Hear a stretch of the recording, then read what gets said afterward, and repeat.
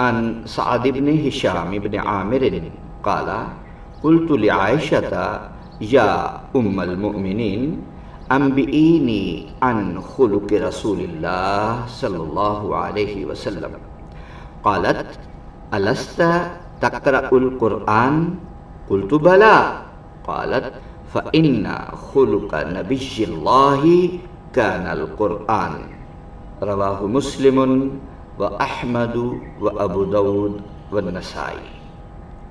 حضور نبی اکرم صلی اللہ علیہ وآلہ وسلم کے بارے میں حضرت سعد بن ہشام بن عامر روایت کرتے ہیں کہ میں نے سیدہ عائشہ سے عرض کیا، اے ام المومنین، مجھے رسول اللہ صلی اللہ علیہ وآلہ وسلم کے اخلاق کے بارے میں بتلائیے۔ آپ نے فرمایا، کیا تم قرآن نہیں پڑھتے ہو؟ میں نے عرض کیا، کیوں نہیں؟ فرمایا، حضور نبی اکرم صلی اللہ علیہ وآلہ وسلم کا خلق قرآن ہی تو ہے۔ اس حدیث کو امام مسلم، احمد، ابو داؤد اور نسائی نے روایت کیا ہے۔